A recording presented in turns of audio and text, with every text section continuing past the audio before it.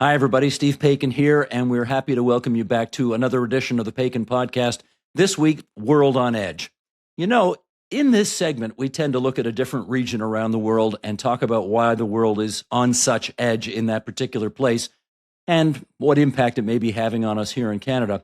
We're going to take a different approach this week. Not so much a problem with a region in the world, but the problem of just being inundated by media from myriad sources, maybe few of which, maybe none of which are very constructive to our overall, let's say, mental health, let's say, understanding of the world. How are we dealing with this bombardment? We've got a special guest on that coming right up on the Paikin Podcast.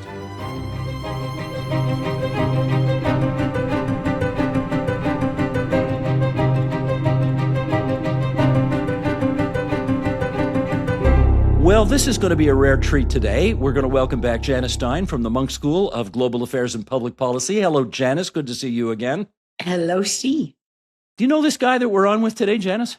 For about how many years, Steve, would you say? Well, 30, 35? Almost. Yeah, I would say like that's that. getting up there. So let me give a more formal introduction for our pal here. This is Dunsky.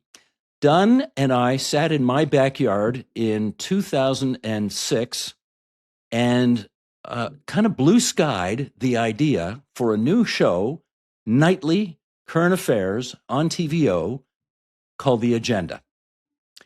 And I think we had a pretty happy run doing that show together. Dun was the executive producer of it. I got to host it for 19 years. And Dun, maybe I'll just get you to start by, the reason we've invited you on here today, besides the fact that we just kind of love the idea of getting the gang back together again, you did a speech not too long ago. You gave a speech in which you kind of laid out some of the ideas that I teased in the introduction to this segment. Why don't you just start by laying out a bit of a thesis, and then Janice and I will dive in. First of all, can I say hello? That's allowed. It's nice to see you, Steve, and it's great to be on with you, Janice.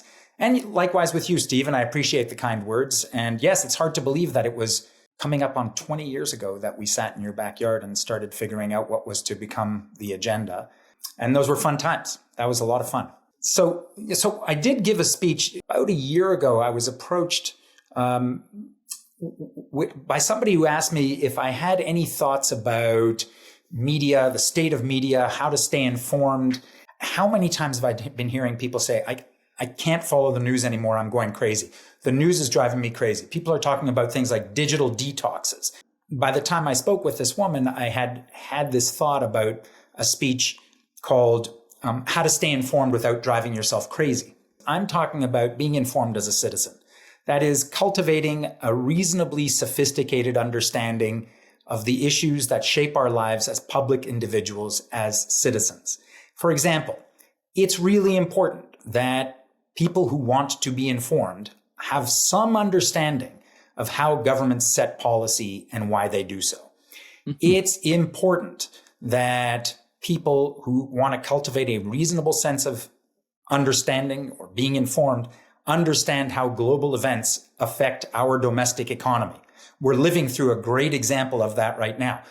We also should have a reasonably sophisticated understanding of what's at stake in questions of justice or public health, just to name a few things that have been coming up over the past few years. So that's what really started me, Steve, in terms of coming up with the ideas for that speech.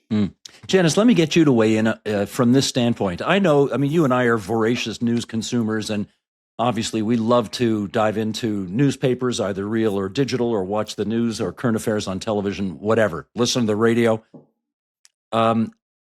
I find myself, and of course I want to be very informed because I like that Dun just says, it makes you a better citizen. But B, it's part of my job as well. And I suspect you feel the same way about those things. But every now and then, Janice, I have to turn it off because it just makes me crazy. And I know Dun uses this expression in his speech. And I wonder whether you get yourself to a point where, and I'll just pluck an example out of nowhere here, the President of the United States, as an example, has just said an exponentially insane thing and I just can't listen to any more talk on CNN about it anymore. Does that happen to you? Not really, to be honest. Not really. Now, You've got a bigger appetite than me for it then. It is so fundamental to my work, and I love my work that that really, I feel outraged a lot of times, but not, I've got to shut this off. But part of it may be what I read. So I spend very little time on social media, frankly. Almost none. Good. Very, very little. But I read a lot of other things. But I want to go back to Dunn's point for 1 minute, Steve, because it's so important. You can't really have a democracy. Most of political theory has been about what do you need? What kind of citizens do you need in order to sustain democracy? And there would be widespread agreement with what Dunn just said, except we've never had this person. Never. And that is so, and the reason I make this point, Dunn, that's not a social media problem. That's that's not a function of the crazy volatility of the stuff that's bombarding us. That's not a function of the current news. If we go back to broadsheets in early 20th century London, people didn't have an understanding of how public policy was made or the big issues about, it was a big pandemic. It was a flu pandemic 100 years ago. So I think it's sometimes really important to separate out what we think we need. And we all say we need these things. And I wouldn't be, in the field of education if I didn't agree with you 1,000%. But I am aware of the fact that we never had it. And as Steve knows from your work, Steve, people vote for all kinds of reasons. Yeah. And they don't have much to do with what we would describe as thoughtful, informed, reasoned analysis.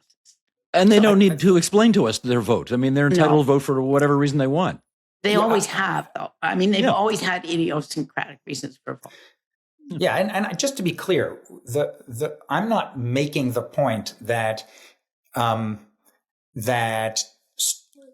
which I did not say, and I do not go on to say, and I hope we'll get to this, but I am not making the point to not follow the news, to take active steps to be less informed about certain things. No, I know. Despite what you've said, though, Janice, it still doesn't. What you said doesn't prove that you should still not try to be well informed, right? Just the fact that the absence of something doesn't mean that we shouldn't still be taking steps to. But there is a tendency then, and you hear it all the time. Social media has turned us into ignorant people with limited span of attention, and they blame media over and over and over. You hear it all the time. Yeah, and when I hear that, I actually think that there are a few things going on. I think that there are a few things going on that can explain why increasingly, to Steve's point, people are turning off. There's the sheer volume of information. Just can't keep up. Churn. Too much. Just you cannot, and that does create a sense of anxiety, right? And that the point that I make in this speech, and that I think is really important to remember, because I do think that a lot of people feel this. That sense of being overwhelmed is not a failing. It's not a personal weakness. No. It's actually a pretty rational response. And here's what I was going to get to three kind of overlapping phenomena that are going on. One is the real world shifts that we're living through, right? So, and Janice, we can talk a lot about this, the geopolitical, the economic, the cultural shifts that have destabilized the kind of post-world order that we once took for granted. Yep. The second that I think is contributing a lot to this sense of feeling, anxious all the time is a sense of institutional decay that has eroded kind of trust and common frames of reference. Where I do think that social media and digital media, I should say more widely, not just social media, does play a role is that and this is not, I'm not an expert in this, right? This is just through my reading and talking to a lot of experts in this, is that digital media right now are pushing up against our own biological limits. Like the ancient wiring of our brains, right, are not able to keep up with this new media environment. And it is making us kind of uniquely vulnerable to some of what's going on out there. And I think if you put those three things together, that's what I think is causing this sense of feeling crazy. So I actually think it's the first two. And I think it's these incredibly volatile changes in the world, which will come to, and that's what people are really trying to flee when I have to turn it off. They don't want to think about a world which could go so badly wrong. That doesn't mean it will go so badly wrong, by the way, but it's clear to people it could go so badly wrong. The brain argument, how are our human brains wired? And it's really interesting, again, because I'm not sure that that's the whole picture done. Let me put it that way. There's a tremendous amount of really good neuroscientific research now, which tells us two things. We have great brain filters. We filter out what we don't want to hear. You can literally say it to somebody and they will shift to, or they will tell you said something different from what you said. Brains are unbelievably efficient machines at filtering out something that is inconsistent with your fundamental beliefs. Well, that's a problem. Well, this is the real, you see, that's really interesting. So social media actually sometimes looks a lot like the human brain because humans are biased. And we talk about the bias in social media. That actually, and then I thank you in that speech, and thank you for sending it to me. I really enjoyed reading it. It was great. Thanks. You talk about emotion, right? And social media runs on emotion. But the negative emotions. Yeah, anger, fear, and the higher up on the scale. Can I tell you the word of the year? The word of the year is rage bait. Rage bait. Oxford Dictionary's word of the year, rage bait. Online content deliberately designed to elicit anger or outrage, and we are swimming neck deep in it every day of our lives now. Right. And we know this, by the way, just on that point, sorry, Janice, but let me just say that on that point, we know, like quite a few studies in cognitive science and social media and digital media more generally have shown that due to a quirk in our evolution, we take greater, stronger cues from negative stimuli than we do from positive stimuli, right? Sure. And so the negative information that's coming to us off of social media tends to stick around longer. We tend to share it more, elicits a stronger reaction. But Janice, that's really important because the algorithm is actually prioritizing those things. Again, I'm not here to say that social media or digital media is the only reason that we're feeling crazy. I do think, though, that we're making a mistake if we dismiss how different this is. I know that there were the yellow journalism of the past. I know that broadsheets were designed to elicit reactions as well. There's something about the algorithmically driven digital media that prioritizes negative, that prioritizes emotion, that is video based. So is, as opposed to words, is actually designed to elicit an emotional response rather than another kind of response. Yeah. So I'm not going to we ignore these things at our peril. I think that's entirely true. But let me just put that a slightly larger frame then. There's really great research over the last decade that says there is no reasoning without emotion. And that whole divide between reason and emotion, that's what the Enlightenment thought. It's 2,000 years. It's just wrong. It's not how the brain works. And if you actually think about it for a second, where do we get our information? Our information from? Because we like something or we don't like something. And so emotion is the fastest carrier of information to the human brain. So what you're seeing, and the reason there's a negativity bias in humans, not in social media, you know why? Because when we were on the tundra, if the lion was staring at us and we made a mistake. It was, oh, that's a nice friendly cat. Our kids aren't around to tell the tale. Yeah, Every if you one ignore of good us- news, you don't die. You If don't ignore die. bad news, you might. That's right. That's a So there's problem. a bias built into our thinking long before media. And all this just to say Absolutely. that I think it's so important when we have these debates. And these debates, the media precede social media. I remember hearing debates about the biased newspapers in Canada that rigged the public discussion. Actually, what happens, I think media becomes an unfair whipping boy Yeah, scapegoat. or a scapegoat for the way we as human beings have evolved, the way we're wired, and the biased ways we make a lot of very important decisions. It's very. Can I jump in, Steve, or did you Please, want to say yeah. something? Okay. I mean, No. it's very interesting though that the two people whose career were in media are actually a little more down on the media than Janice is. Yeah. But I will say though, Janice, that I agree with everything you're saying. I don't think that the media is the first cause for what's going on. Yeah. What I am saying though is that the ubiquity of modern digital media is definitely increasing the negatives that come with what we're talking about. You know how I describe it, Don? Would you be comfortable? Would you be comfortable? Would you say media are amplifiers?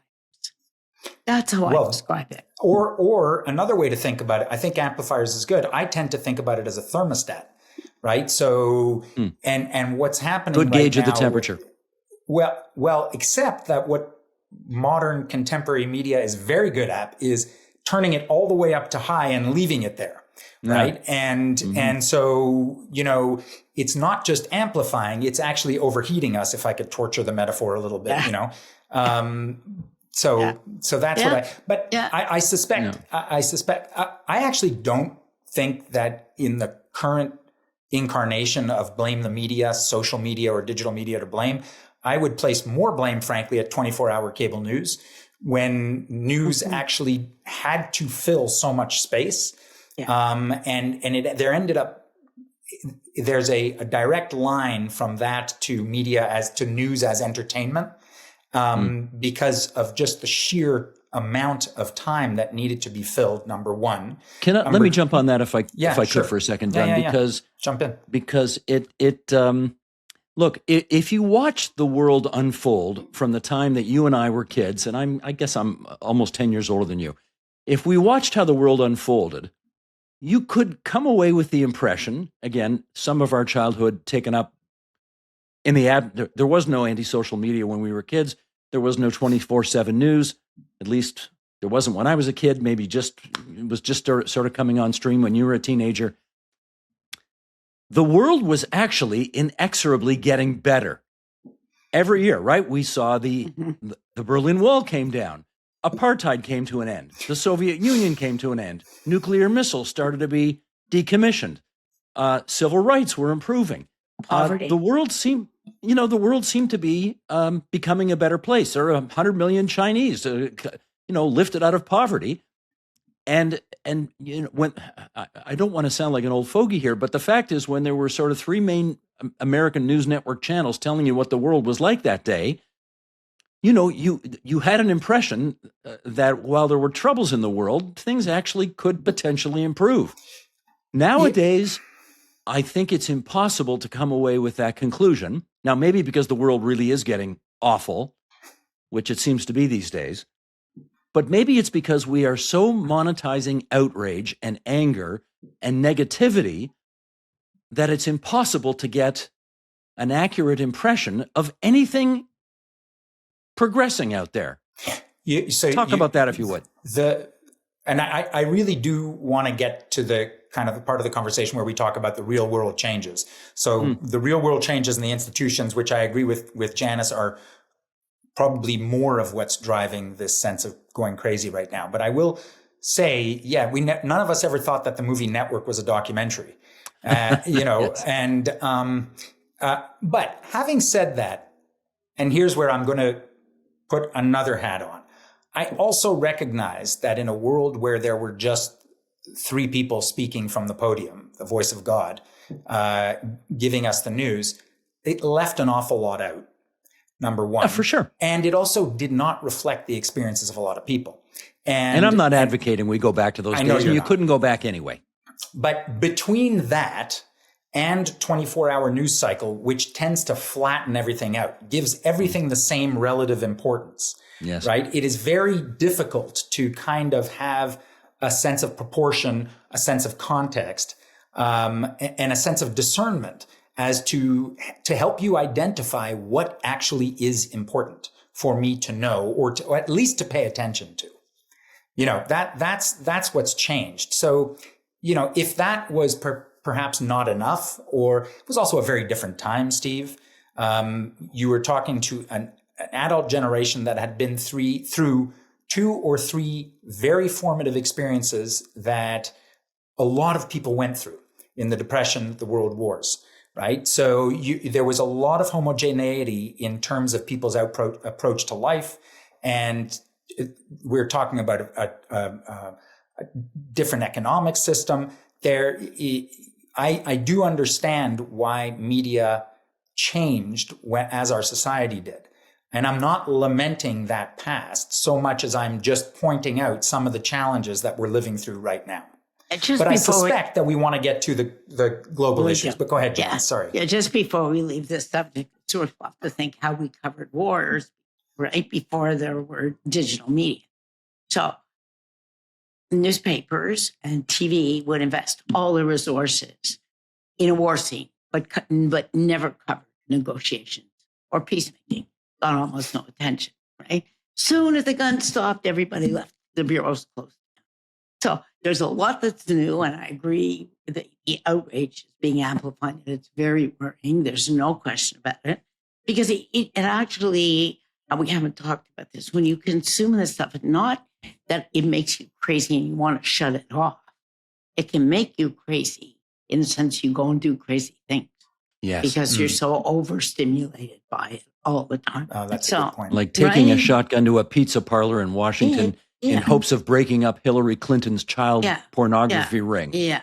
And insane. And the outrage, especially where guns are widely available. If you're watching, you're consuming this all the time. And most shooters are consuming this all the time. And they're so wired up and overstimulated and so I take it very seriously. But I say there is a deeper problem underneath here, which is where I think Dunn is really, spot on when you go to the changes in the world that are driving this.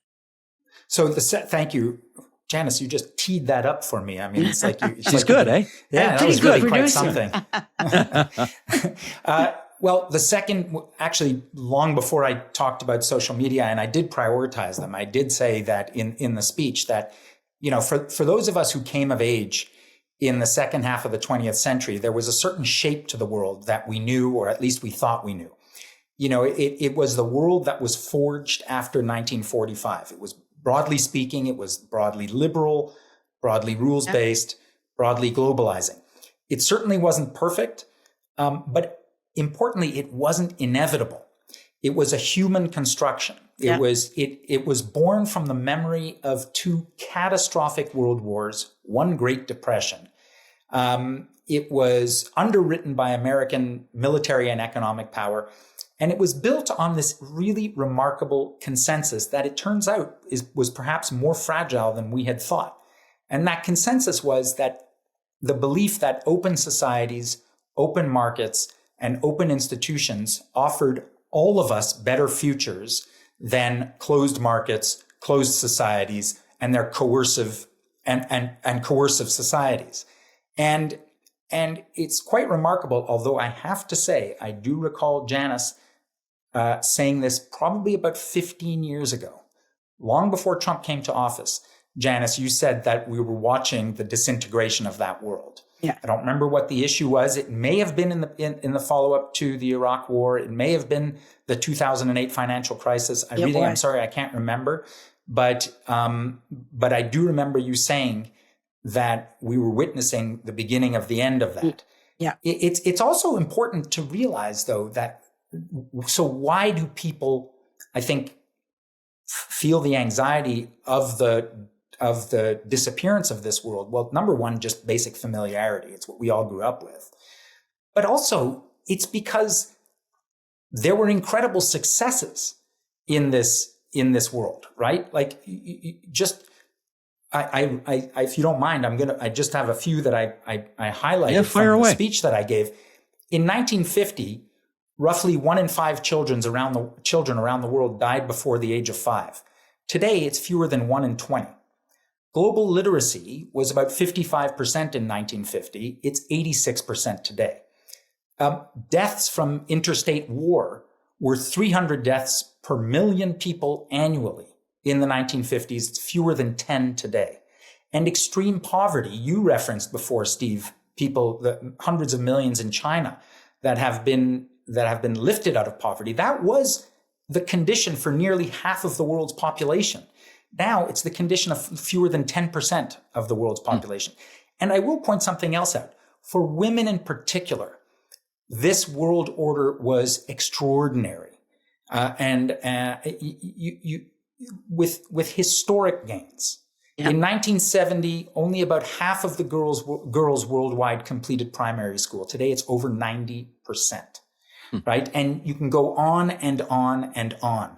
Unambiguously positive developments, positive metrics. Measurable. And if you watch the media, measurable. And if you watch the media today and ask people about each of these individual metrics, my hunch is tons of people would be saying it's worse today than it was. You're right, Steve. That's exactly what they would say. We know from public opinion surveys.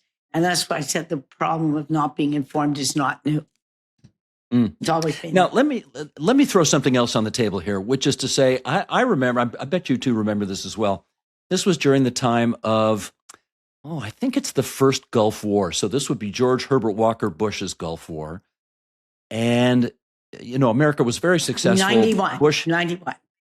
Yeah. 1991. Yes. And I thought you said 91, and the first thing I thought of was that was his approval rating as well. He had 91% approval rating. That's true. Right. After that Gulf War because it was so successful. Right. But you know why I said it? You know why I said it? And still lost the election. And you know why I said it, Steve? Because most of our listeners don't know when that war was. I know from people I teach, they don't know. It's ancient history. Well, they weren't alive for it, for the younger ones. Yeah. But the point I wanted to make was that David Brinkley, who, again, for the younger people watching us, was an icon in American journalism at the time. He sort of got famous in the 50s and 60s as the co-anchor of NBC's Huntley-Brinkley Report, and he became a big name at ABC News. They brought him before Congress to testify about, Mr. Brinkley, what is news? And David Brinkley's answer to that question was, news is what I say it is. And it sounded arrogant. It's true. But that's true, though. I mean, David Brinkley was paid to make judgments about what was newsworthy and what wasn't. So that was the kind of America a lot of people grew up in the 50s, 60s, 70s, 80s, and 90s. And now that we're in the 21st century, Dun, we have a much more democratized, there's no bar to entry anymore. News is what anybody with an iPhone says it is nowadays.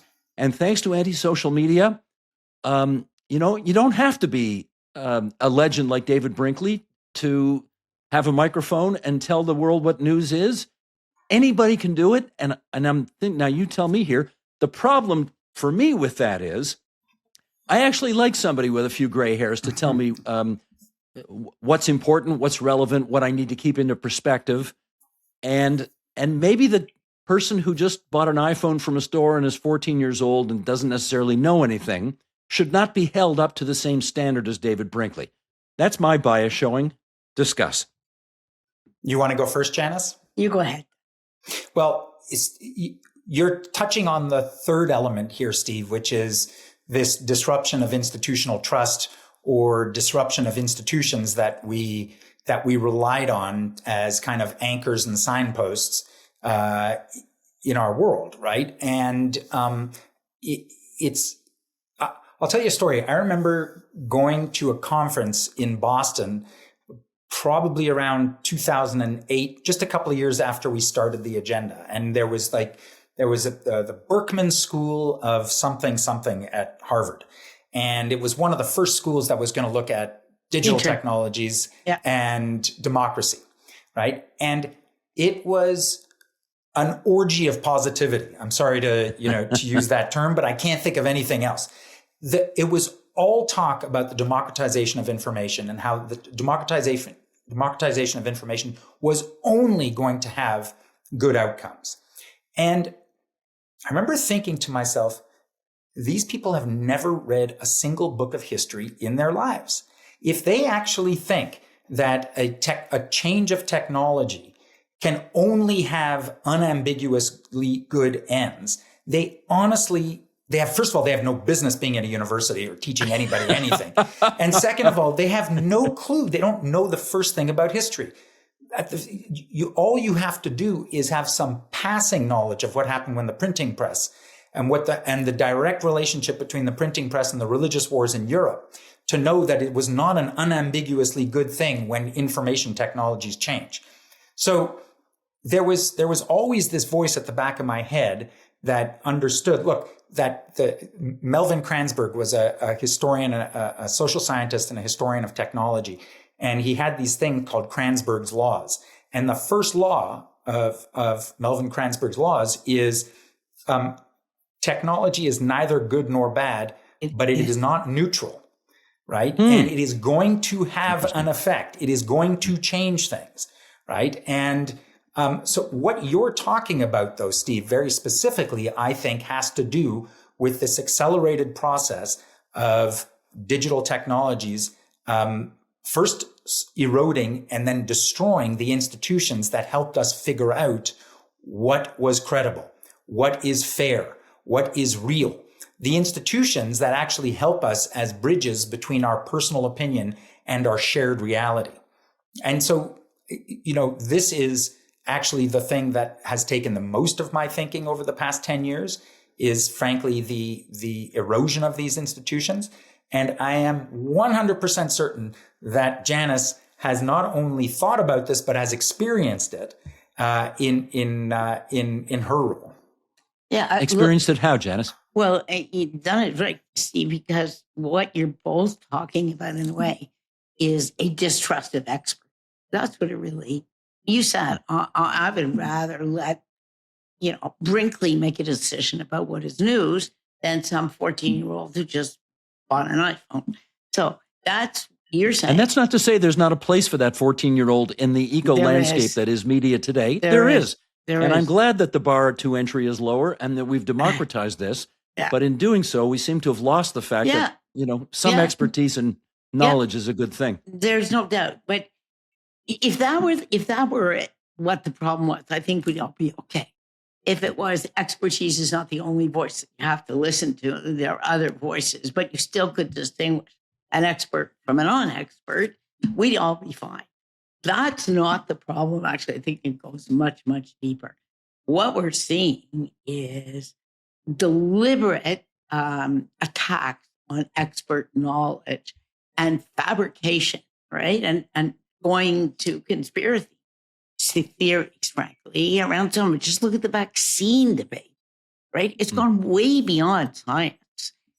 Whereas you might disagree with David Brinkley and you might want an expert who thought differently about the world than David Brinkley and therefore would structure the top of the news differently. But at least the debate would have been about where's the evidence? Where's the evidence? Absolutely. And that's, to me, the biggest issue. Now, I'm going to make a comment, I agree. Which some of our listeners are. Experts partly did it to themselves. They partly did it to themselves.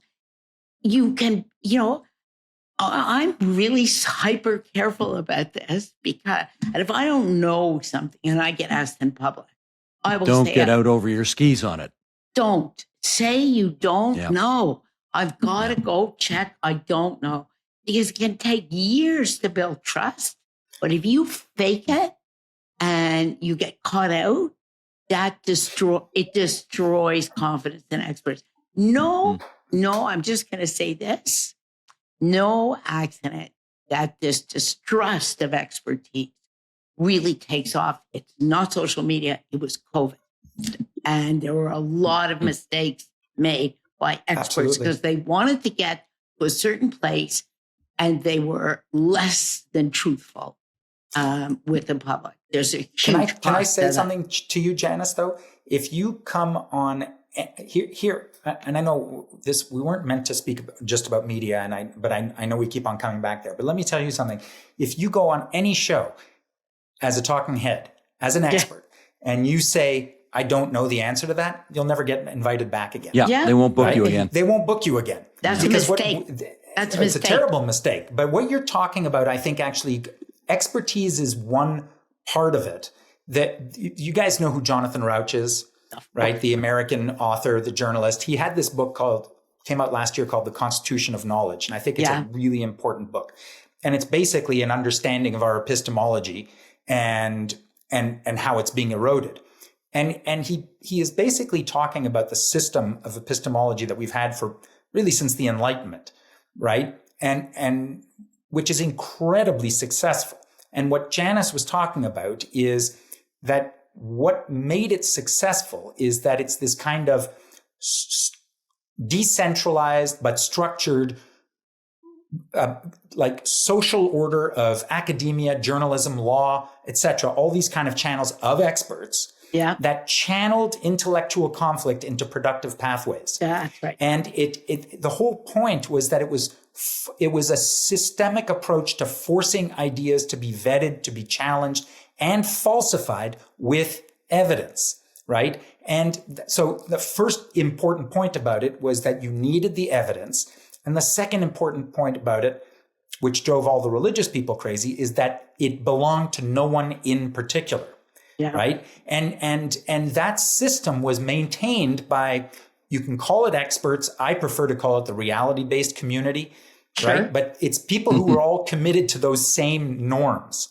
And what Janice is talking about is it's under attack. And Steve, you mentioned it's under attack right now. And I don't want to make this a political debate, but it's basically that system is under attack from both sides, right? On the right, it's under attack from disinformation, which is a concerted effort to destroy that kind of epistemology. And on the left, it's under attack by what we would call cancel culture, right? This forced conformity, right? And although that's a more right-wing phenomenon now as well. It is increasingly so. But both of those things have in their sights that epistemology that really is a product of the Enlightenment. And that is what Janice is talking about, of which the expertise is a very important point. A very important Let me circle back to something Janice was saying a second ago, which is to say, and I'm from I'm kind of old school on this. I think there's nothing new under the sun. And we were talking about the best and the brightest during the days of Vietnam in the 1960s. And, how could you go wrong? We had the best and the brightest working on that war. George W. Bush had the best and the brightest working. They got into Iraq. That turned into a disaster. We got the Great Recession in 2008, despite the fact we had the best and the brightest on Wall Street and in Washington, D.C., who were working on all of the financial architecture, and yet all of that fell apart. It's not hard to see that if you don't see yourself reflected in any of those institutions or any of those groups of, you want to call them the ins as opposed to the outs, why you get Donald Trump, why people are just sick to death of all of this. And they've decided, you know what, let's just blow the whole damn thing up and we'll figure out something else. And that's where we seem to be right now. Discuss. I mean, we're putting things into these huge categories, but it is interesting that Donald Trump is kind of like the first Marxist president in that this is a class war, and the class happens to be the Janices of the world, and you and me, frankly, but it's it's what Richard Florida called the creative class. Yeah, more her, right? The professional managerial class, and I can't remember who it was that came up with that term back in the 40s or the 50s. But yeah, it's an anti-elite phenomenon, and well, our friend Michael Sandel at Harvard has been writing about this, by the way, but for some legitimate reasons. Yeah, I mean, these voices were ignored for far too long. Correct, and the results of the financial crisis, the Iraq War, China's entry into the WTO, which all expert opinion said would lead inexorably to China's further democratization. Didn't quite work out as the experts said. No, not the case at all. But as we tried to sort of figure, okay, I totally understand why Fox News became the phenomenon that it became, because obviously too many people did not see their reality. I think probably in what they used to call flyover country, which is a terrible way to describe the red states between the two coasts. Yeah. But they did not see themselves reflected necessarily on ABC, CBS, and NBC's nightly news. And so they got a different option, and they now see themselves reflected there. My issue, and I'll ask you two about this, is my issue now is that it's got to a point where Fox News has this expression, we have to respect the audience. Not that we have to respect empirically provable facts. We have to respect our audience and all of the inherent biases that come along with that audience. And I think that's a problem. That means Fox viewers are only going to be told whatever's in the Fox wheelhouse, and that's it. And they're not going to run into any facts that might be contrary to what Donald Trump wants them to know, or, the MAGA world, that kind of thing. Yeah, I don't know what you do about that, because it makes $1 billion a year, and who's going to tell them they need to change? Yeah, look, it's a huge problem, right? It's a huge problem. Because I think what you really want is you want mutual respect between the audience. Yes. Right? And the news source. And the only way the audience is ultimately going to respect the news source is if they hew as closely as humanly possible to the facts. And if you have a news source that ultimately distorts, denies, and feeds people some of what people are being fed by some of the what passes for news sources today, Steve, sure, it can inflame and it can be a very good business. But I think that's a short-term bet. Ultimately, what people want is as close to whatever the truth is. Now, truth is a very complicated subject, and it's debated all the time.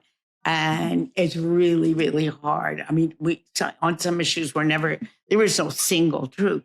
But if you're not grounding your arguments in evidence, and if you're not saying, hey, your facts are wrong here, that's not what happened.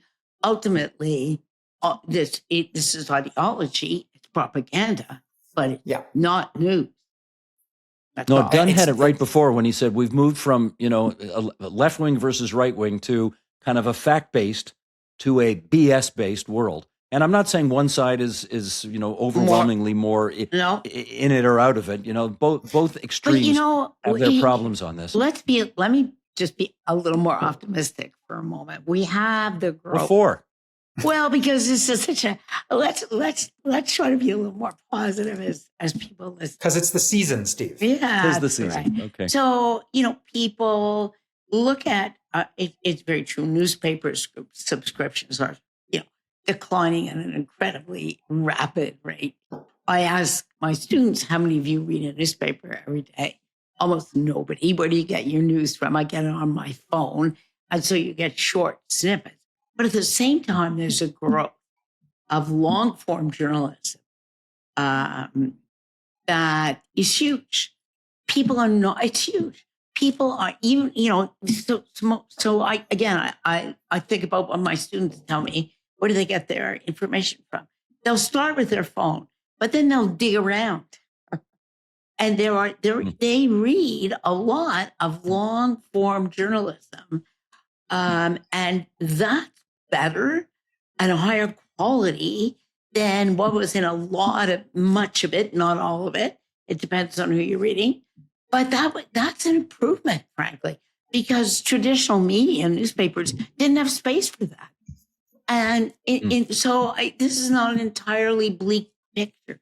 The picture is what it is fractured. There's no common water cooler, right? And that's tough on a community. If you go, first of all, people don't all go into work. They don't see each other. Secondly, they certainly are not reading the same thing, so they can't turn around as I could to Dunn and say, hey, what do you think of that story? I thought that was wrong. And he will have read it and we can have a discussion. So the bonds of community are really frayed as a result of the multiplication of news sources. It's not that the news sources are all bad. Not just news. Not just news. information sources. Yes. And I would ask you, Janice, as a political scientist, wouldn't you say that that's the first order problem that we're facing right now? Yeah. Is that you can take all your good intentions and all the policy ideas you have about global warming, about peace in the Middle East, about Russia and Ukraine. If we cannot agree to disagree civilly, or at least work off the same sets of facts. Those are not the same thing. I just have to interrupt you. Okay. There's actually civil discourse. That is and I use it all the time at the university. We need to have a civil conversation with this. But that's the start. Okay. Because if you're just polite to each other, but you make no space for evidence. And it's just about opinion. And there were no facts in the discussion. That is not good enough. And it's certainly not good enough for a university. Just not. Yeah.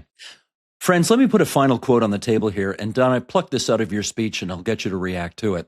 Okay. You wrote, "We need informed, thoughtful awareness of the political, economic, and social forces that govern the world we live in." Mm-hmm. That seems like a very reasonable mission statement for life. My question is, how do we get there from here? Yeah.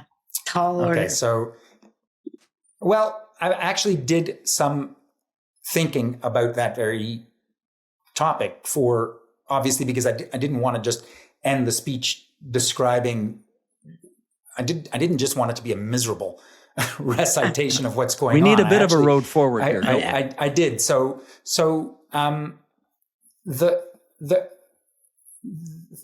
what I would say is you've got to start with, number one, you got to start with humility. And you can't possibly know everything, right? No. And so instead of trying to know everything, my advice to people is to try to cultivate trust in credible knowledge systems. And I'll explain what I mean by that, because it goes to exactly what Janice was just talking about. So my shorthand list for how you stay informed and not drive yourself crazy is, number one, get off social media, right? Permanently or just from time to time? No, get off of it. It's just permanently. Okay. Yeah. Don't just stop doing it. Delete the apps. Yeah. It doesn't reflect public discourse. It is designed to distort public discourse. True. Get rid of it. Number two, turn off cable news. As I said before, when you have to fill 24 hours of programming every day, everything becomes breaking news and nothing is proportionate. So that's number two. Number three, and we just touched on this a couple of seconds ago, is cut back on opinion journalism. Steve, when we started the agenda, you and I had a term. We came up with a term called ammunition journalism, and we said we did not want to do ammunition journalism, right? If the opinion journalist that you're following is not, unless they're doing real reporting, I will bet you 99.9% of the time, you know what they're going to say. Yes, I do. Before you've read it or before you've seen it, right? Yeah. That is not, you're not learning if you're taking that in. All you're doing is reloading, right? Yeah. And you're collecting bullets for your next argument. Yeah. And the only thing that kind of journalism reinforces is your own confirmation bias, to bring back something that Janice mentioned earlier. So if we're talking about news, how much news do you actually need? My news consumption, Steve, has probably declined 75% since I left the agenda. And I still consider myself, well, hold on, I'll get to that. All right. But just on a daily basis, what do? I scan the headlines. I do a deeper dive if there's something that's unfamiliar. I absolutely look at well-curated weekly digests, whether it's the FT, the Economist, or the Sunday Times. And I am a voracious, I make sure that I am getting things from different sides of the aisle, as it were. I just don't want this to turn into a discussion about which sources, okay? Number 5, read. Read history, right? History is, reading a really well-written history of Russia and Ukraine is going to tell you so much more than about which 300 meters Russia took over today or which 100 meters Ukraine pushed back on, right? But not just, history is the great contextualizer. So I really strongly urge people to read history if they want to be informed, but also read fiction. It's really important to read fiction. Fiction teaches us empathy, right? And these are the kinds of things that will give us the ability to withstand the manipulation or the propaganda that Janice was talking about. And finally, you really got to curate narrowly. Don't trust platforms. Trust people. Trust specific journalists. Trust specific researchers. Trust specific thinkers, specific authors, and the institutions that support their work. And those have to be the ones that have earned your trust through a really disciplined process of, as Janice was saying, having evidence, showing their evidence, and correcting it when they got it wrong. If you follow those kinds of rules, right, you will find that you can be an informed person without driving yourself crazy. Janice, what do you think?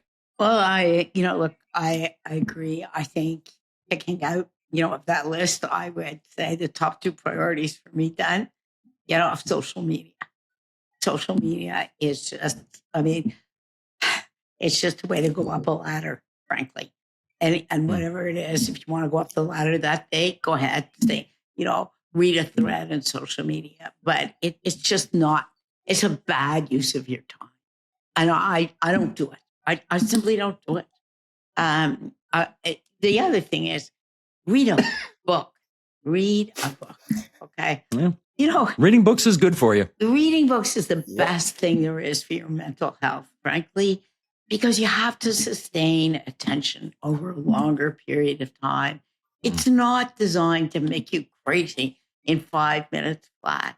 And there's lots of ways to get access to good books because people write reviews and you don't always agree, but that doesn't matter. But reading a great book, fiction or nonfiction, is one of the truly great pleasures of your life. But you know what?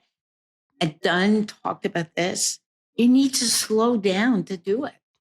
Slow yourself down to do it. And part of the reason we're all having so much trouble is because the volume of stuff. I know the volume of my email now is now off the chart. I could do nothing else but answer email all day long. How useful? Yeah. But how useful a day would that be? And would I really help by doing that? Okay? So you have to put that stuff in some kind of time constraint and make time every single day to read a book. And that will change the whole pacing for you. And you know what's really great? And again, I'm trying to be really positive here. Books are selling. Books are selling. Publishers have not gone out of business. In an age of digital everything, people want a book, a printed book. Some of them prefer their Kindle. Or an ebook. Or ebook or audiobook. But it's the point about having a structured format that you're getting at. I just read a book. requirement to stretch those muscles. And to accept some friction in your life, that not everything has to be immediate. And I don't want us to all sound like Steve. I hope that you're trying to reach people that are under 60 with this podcast, because I don't want us to all sound like, hey, Junior, read a book and get off that social media. That's not what I'm saying. I'm saying, if you want to be informed. Janice is saying, if you want to be less anxious, if you want to actually resist the kinds of negative aspects of this modern contemporary information system or ecosystem, this is what you can do and still stay informed and be an active citizen and feel better about yourself. Yeah. You know what I liked about this conversation so much? It reminded me of probably 4,000 similar conversations that the three of us would have, along with some of our other friends, in the green room before doing Diplomatic Community, before doing fun. Studio 2, before doing the agenda, whatever. Best. Yeah. It was. You know what? Let me leave you with this. I just read a book. I'm not going to tell you on the air which it is, but I just love this book. Brilliant book. 670 pages. Published on the most gorgeous paper. So turning the pages was literally a tactile pleasure, right? Because the paper was so beautiful. The type was beautiful. It was fiction. But I learned more from that book than I have from anything I've read in quite a while. But boy, is it great that writers are writing, publishers are publishers, and book lovers are buying. That's great in the speeded up world that we're in, because that slows us down. Amen. Don, I know you're not a big fan of anti-social media, but where do people get a hold of you if they want to see your stuff? Oh, it's a good question. Are you on X anymore, or you're not on no, X? No, I got off of it. I'm not on Facebook. So, I mean... Email you. Yeah, people are happy to email me. That's a really good question, Steve. I did have a Facebook page where I was posting this stuff too. I haven't kept it up. Geez, I wish that... Do you want to give your email address or no? Yeah, sure. People can email me at dandunsky at gmail.com. DANDUNSKY@gmail.com. I'd be happy to strike up conversation. There's unfortunately no single repository of speeches and writing. It shows you what's other than important in your to me. brain. Yes. Yeah. And now in yours, Steve. Amen. Thanks for this, you two. This was terrific. Ladies and gentlemen, as we like to say. Can we wish everybody Merry Christmas? Yeah, do it, Janice. Do it. Happy New Year. And sneak away from the family and the kids and the noise and the cooking and the decorations and everything like this. We'll sneak away for an hour and find a quiet place to read. I'd like to sneak away from this bubonic plague that I've been feeling for the last week, but that's another story. Anyway, everybody, from the Paikin podcast, yes, my voice is not great and the rest of me is not great either. You hadn't noticed, right? No. Don't I look like I just dragged myself? You sound great. Nah. And this was a lot of fun, by the way. I really enjoyed myself. Thank you. Terrific. So glad. Peace and love, everybody. We'll see you next time. Bye, everyone.